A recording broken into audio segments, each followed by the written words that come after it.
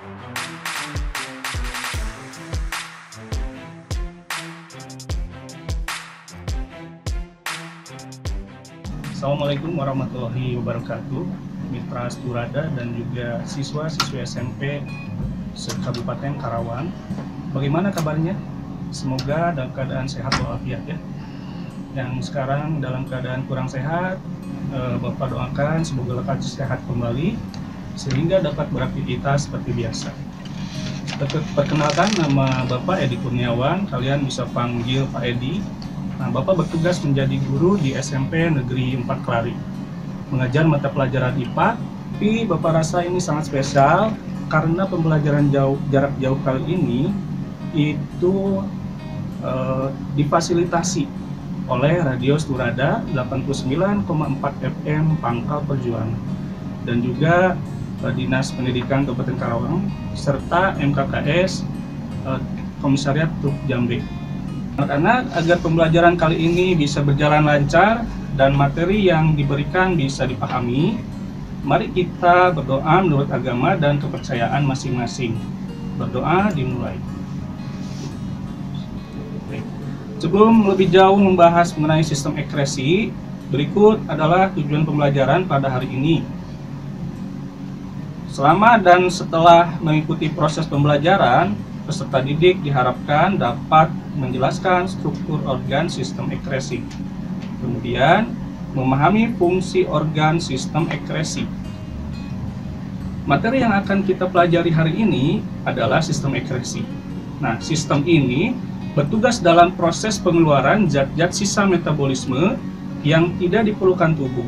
Nah, kenapa zat sisa metabolisme ini harus dikeluarkan? Jadi logikanya begini ya, Bapak akan coba contohkan. Ketika kamu melihat ibu kalian memasak, ya, pasti ada sisa sayuran yang tidak terpakai. Kemudian, ataupun yang lain, kamu makan makanan kemasan, contohnya misalkan ciki ya. Nah, setelah cikinya itu habis, yang tersisa itu hanya bagian kemasannya saja ya, yang berupa plastik. Nah, sampah sisa sayuran dan sampah kemasan ini, jika dalam waktu yang lama tidak dikeluarkan, justru akan menumpuk di dalam rumah, betul ya? Ya, jelas, karena tidak dibuang. Nah, penumpukan sampah ini di dalam rumah tentu akan mengundang sekali banyak penyakit. Ya. Nah, begitu halnya dengan tubuh kita. Setiap hari kamu makan sesuatu ya, terus-terusan makan kayak gitu ya. Ada hal yang masuk ke dalam tubuh, tetapi tidak ada sarana untuk mengeluarkan zatnya. Nah, kira-kira apa yang akan terjadi ya? Banyak sekali nanti gangguan yang akan terjadi pada tubuh kalian ya.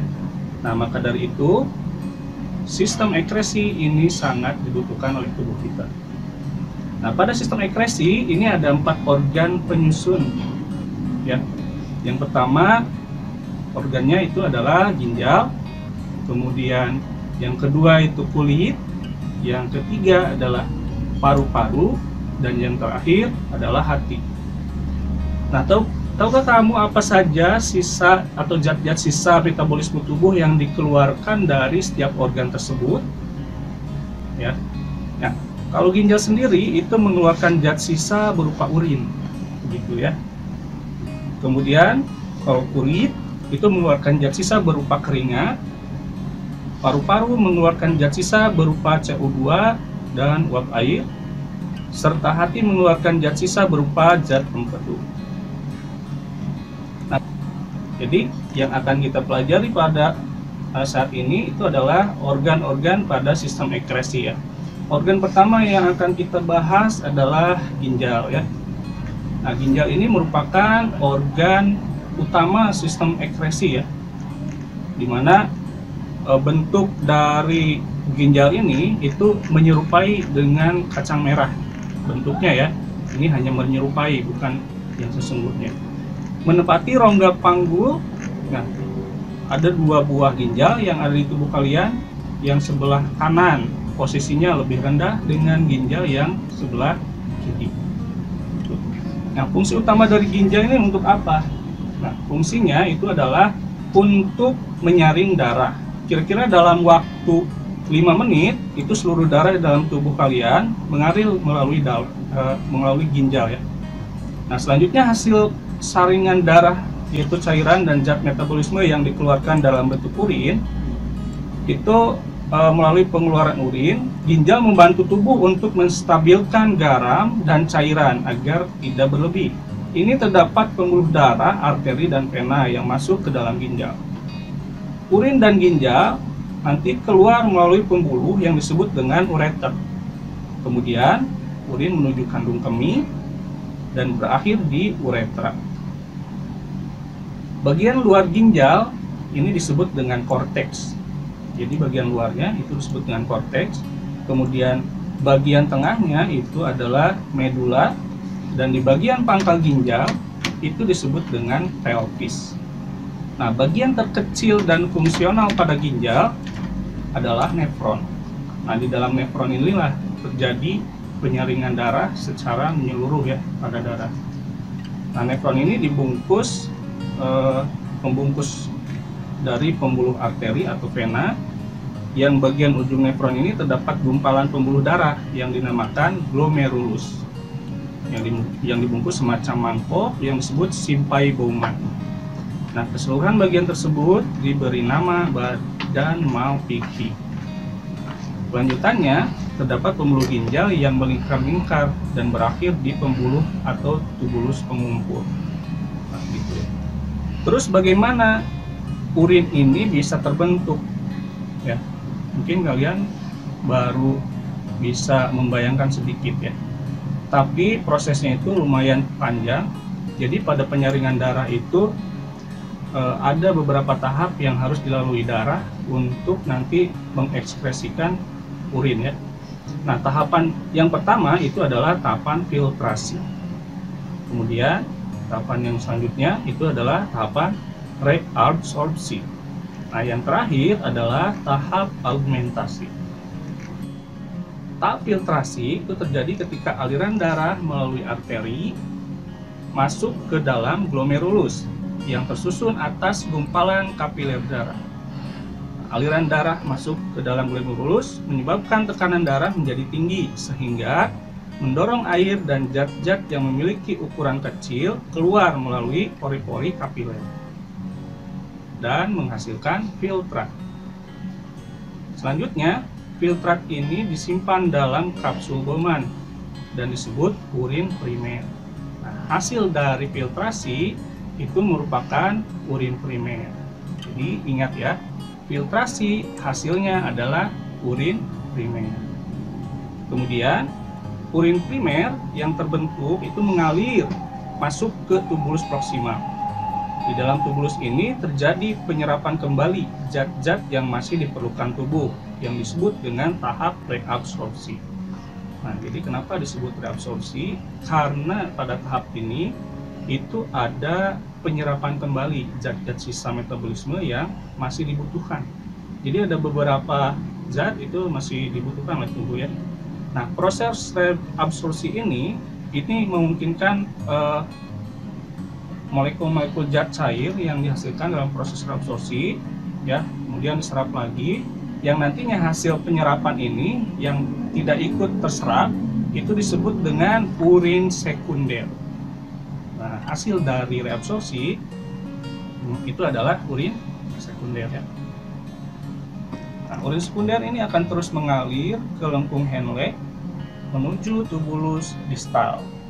Selama mengalir dalam lengkung Henle, air dalam urin sekunder ini juga terus direabsorpsi. Jadi airnya terus dikurangi ya. Gitu. Tahap augmentasi ini terjadi di dalam tubulus distal, yaitu penambahan zat-zat yang tidak diperlukan tubuh ke dalam urin sekunder sehingga terbentuk urin yang sesungguhnya. Nah, jadi hasil dari tahap terakhir augmentasi itulah yang disebut dengan urin ya, urin yang sesungguhnya, urin yang kalian keluarkan ketika ingin buang air kecil. Nah, itu hasil penyerapan darah. Nah, organ ekskresi kedua yang akan kita pelajari itu adalah kulit ya. Nah, faktanya Di seluruh permukaan tubuh manusia itu tidak ada yang tidak ditutupi oleh kulit. Walaupun kuku itu adalah bagian dari kulit ya. Saat kamu sedang beraktivitas, terutama di udara yang panas ya, ketika kamu berolahraga, itu pasti mengeluarkan keringat. Nah, di permukaan kulit, keringat akan menguap sehingga tubuh menjadi dingin. Selain fungsi tersebut, kulit juga berperan sebagai organ ekskresi, mengeluarkan keringat disertai zat-zat sisa metabolisme yang terlarut. Kulit juga merupakan pelindung jaringan di bawahnya dari kerusakan fisik akibat gesekan, sinar matahari, berbagai jenis kuman, dan zat kimia berbahaya. Nah, fungsi yang tidak kalah penting dari kulit adalah mengatur suhu tubuh dan kadar air di dalam tubuh, juga sebagai penerima rangsang dari luar ya. Nah, dengan berbagai fungsi tersebut, kulit memiliki struktur yang istimewa. Kulit tersusun atas 3 lapis. Yang pertama, lapisan epidermis, yang kedua, lapisan dermis, dan yang terakhir adalah lapisan lemak. Setiap lapisan terbentuk oleh sel-sel atau jaringan yang berbeda. Misal epidermis ya. Nah, ini merupakan lapisan terluar yang merupakan lapisan paling tipis. Nah, sel epidermis ini merupakan sel-sel yang mati ya, terutama yang bagian atas. Jadi dalam epidermis itu ada sel kulit mati. Kemudian di epidermis juga itu terdapat pigmen warna kulit. Ya, mungkin kalian bertanya ya di dalam hati kalian, kenapa setiap orang memiliki warna kulit yang berbeda? Nah, perbedaan warna kulit ini itu terdapat pada bagian epidermis di kulit kalian. Nah, bagian ini itu mengandung pigmen warna kulit yang disebut dengan melanin. Orang yang melaninnya itu banyak, maka warna kulitnya akan semakin lebih gelap, gitu ya. Nah, banyaknya melanin ini justru menguntungkan bagi orang-orang yang mempunyai kulit yang lebih gelap. Karena apa? Karena yang pertama, melanin ini akan mengurangi dampak yang dihasilkan oleh sinar matahari ya. Jadi ketika tersinari matahari, melanin ini akan mengurangi dampak yang ditimbulkan. Karena biasanya kalau misalkan matahari ini itu menyebabkan luka bakar pada kulit ya, kalau misalkan terus-terusan berada pada sinar matahari gitu ya. Nah, berbeda dengan orang yang mempunyai kulit yang lebih gelap, mereka akan lebih tahan dari sinar matahari yang pertama, kemudian lebih mengurangi resiko terkena kanker kulit. Nah, begitu ya. Jadi, nah pada bagian epidermis juga itu terdapat pembentukan sel-sel kulit baru. Ya. Karena di epidermis ini ada kulit yang mati, otomatis harus ada penggantinya dong ya, agar kulit itu akan selalu beregenerasi. Nah, pada bagian epidermis itu ada sel-sel yang memproduksi sel yang baru. Nah, ini ya. Nah, sel ini naik menggantikan sel mati yang terkelupas, lapisan dermis. Nah, ini lapisan sel yang berada di bawah dermis. Lapisan ini lebih tebal dan mengandung pembuluh darah, serabut saraf, otot, dan kelenjar minyak, serta kelenjar lainnya ya. Nah, ketika kamu mengalami luka gores pada kulit, kemudian menyebabkan sakit, berarti lukanya ini sudah mencapai bagian dermis. Terutama ketika tergores terus keluar darah. Nah, ini lukanya sudah mencapai lapisan kulit dermis ya. Sehingga kamu bisa merasakan goresannya gitu ya. Sakit yang dermis. Kemudian yang selanjutnya itu adalah jaringan adiposa. Nah, jaringan adiposa ini adalah tempat penyimpanan sebagian besar lemak saat seseorang bertambah gemuk. Jadi yang mempunyai berat badan lebih, itu lemaknya akan disimpan di jaringan adiposa ya. Nah, lagi-lagi nih awas, hati-hati ya, jangan suka membuli orang-orang yang lebih gemuk dari kalian, karena orang yang lebih gemuk itu akan lebih mudah mempertahankan panas tubuhnya. Jadi dalam cuaca dingin itu akan lebih kuat. Nah, lapisan lemak ini sebetulnya bukan merupakan bagian dari kulit ya. Fungsi utama dari lemak itu menjaga suhu tubuh ya. Terus fungsi lain juga lemak itu ada ya, sebagai cadangan makanan. Jadi kalau tidak ada makanan sama sekali, itu akan masih mampu bertahan hidup dengan merubah lemak tersebut menjadi sumber energi. Nah, itu. Nah, organ ekskresi selanjutnya yang akan kita pelajari adalah paru-paru ya. Pada pembelajaran kali ini hanya membahas atau menganalisis peran paru-paru sebagai organ ekskresi saja ya. Nah, sebagaimana yang sudah kamu pelajari, paru-paru itu tersusun atas gelembung-gelembung yang disebut dengan alveolus. Siapa yang masih ingat fungsi dari alveolus untuk apa? Fungsinya adalah tempat pertukaran gas, oksigen dan karbon dioksida yang berada di darah. Jadi nanti digantikan ya, yang tadinya mengandung CO2, CO2-nya dikeluarkan, diganti dengan oksigen. Alveolus itu dibungkus oleh pembuluh darah kapiler dari arteri dan vena. Pembuluh kapiler memungkinkan terjadinya pertukaran oksigen dari paru-paru dan karbon dioksida dari darah. Nah, oksigen masuk ke dalam paru-paru itu berasal dari udara luar yang terhirup masuk melalui proses inspirasi. Karbon dioksida terikat dalam sel darah merah sebagai hasil samping proses oksidasi yang berasal dari seluruh sel yang ada di tubuh kamu ya.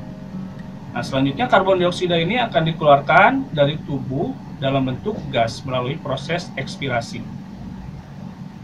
Tuh ya. Jadi ketika kalian bernapas, zat sisa yang dikeluarkannya itu sebetulnya ada dua ya.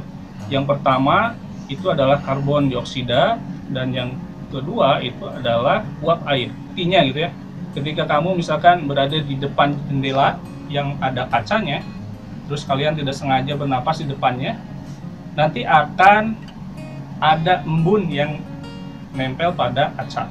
Organ ekskresi yang terakhir ini adalah hati ya. Ingat, ini bukan hati yang sering kalian tahu ya ketika sakit hati mungkin, bukan ya. Tapi hati yang akan kita bahas kali ini adalah organ hati yang berada di dalam tubuh kamu. Hati adalah salah satu organ pencernaan yang juga berperan dalam sistem ekskresi, yaitu mengekskresikan zat warna empedu atau bilirubin yang nantinya ditampung dalam kantung empedu. Empedu merupakan garam yang dapat mengemulsikan lemak yang terkandung dalam makanan. Bilirubin berasal dari perombakan protein dalam sel darah merah yang rusak. Sel darah merah yang hanya memiliki rentan hidup antara 100 sampai 120 hari.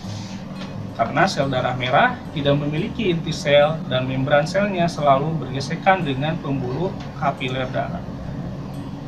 Jadi darah ini akan terus diperbaharui ya, terus dibarukan. Otomatis sel darah yang rusak ini agar tidak mubazir atau tidak terbuang begitu saja, itu harus dirombak lagi oleh siapa? Oleh hati ya. Nah, apa saja nanti produknya hasil perombakan darah ini? Nah, kita akan bahas kali ini ya. Kenapa darah ini mempunyai rentan hidup antara 100 sampai 20 hari? Ini dikarenakan darah ini tidak mempunyai inti sel. Sel darah merah tidak dapat membentuk komponen baru ya, untuk menggantikan komponen sel yang rusak tadi karena gesekan dari darah, dari pembuluh darah maksudnya. Nah gitu. Jadi rentang waktunya hanya 100 sampai 120 hari. Nah, sel darah merah yang rusak akan dihancurkan oleh makrofag di dalam hati dan limfa.